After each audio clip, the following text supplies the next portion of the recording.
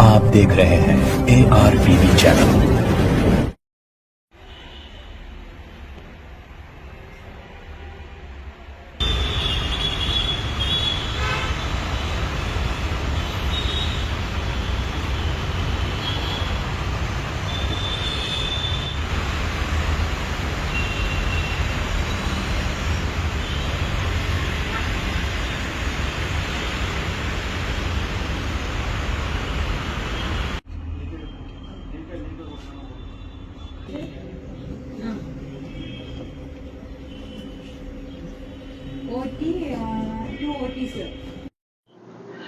मैं डॉक्टर महेश मर्दा, premiere hospital का चेयरमैन एंड मैनेजिंग डायरेक्टर हूं। मैं कंसल्टेंट फिजिशियन हूं।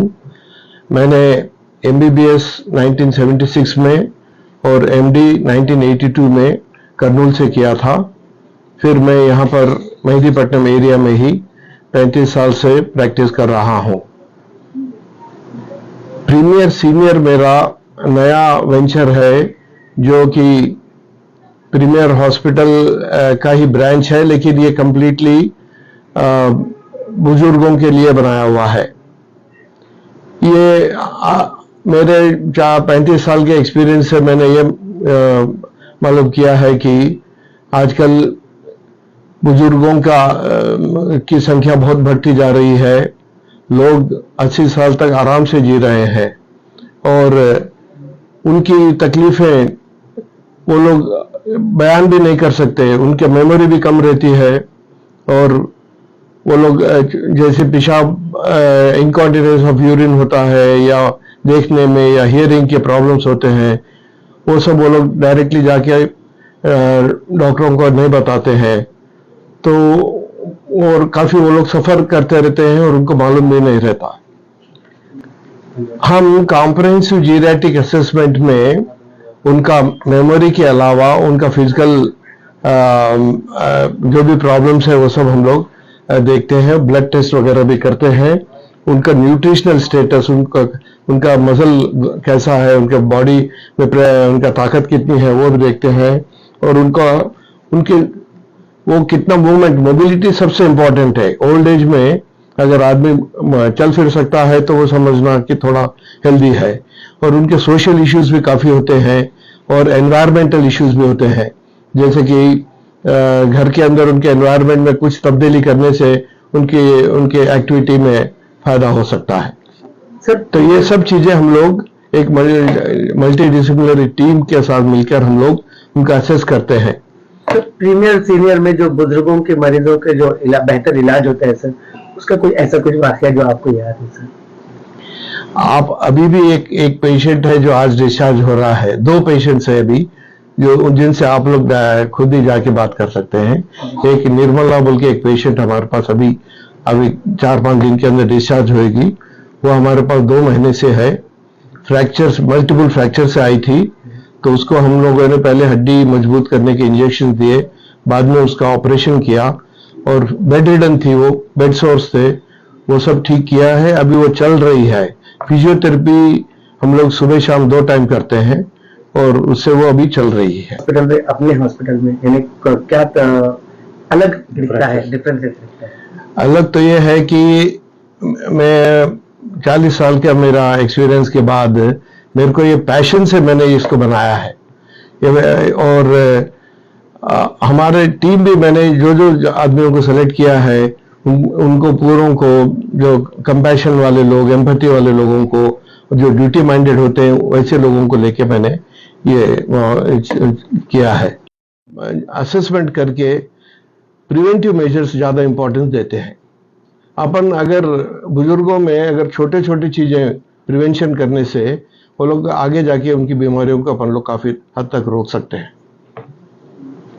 हमारे पास जो भी पेशेंट्स आते हैं उनको हम लोग, एक तो अडल्ट इम्यूनाइजेशन, ये भी लोगों को मालूम नहीं है कि बुजुर्गों में भी इम्यूनाइजेशन होना चाहिए, टीका लगना चाहिए।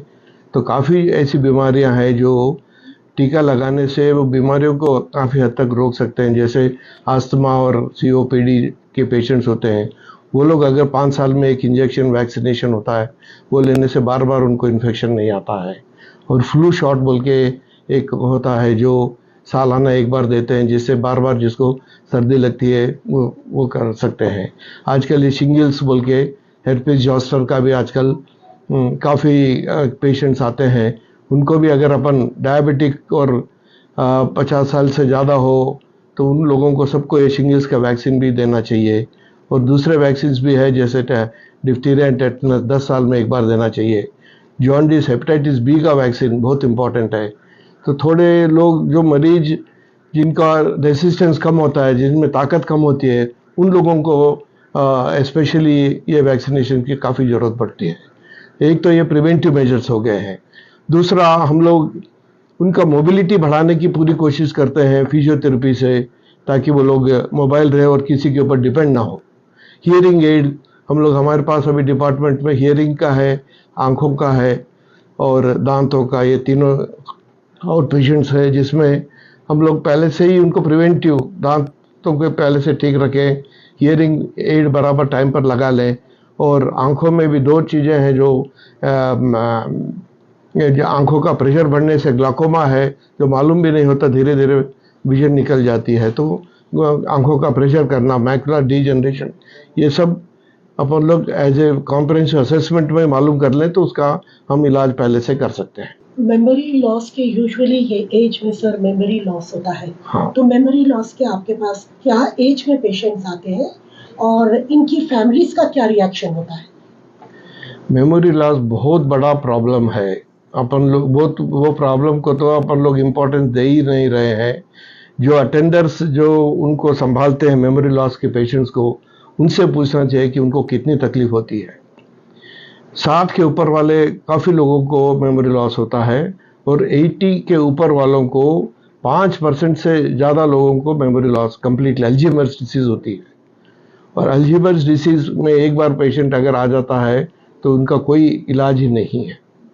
मेमोरी लॉस के लिए भी पहले स्टार्टिंग में सेनाइल डिमेंशिया बोल के अपन लोग छोड़ देते हैं।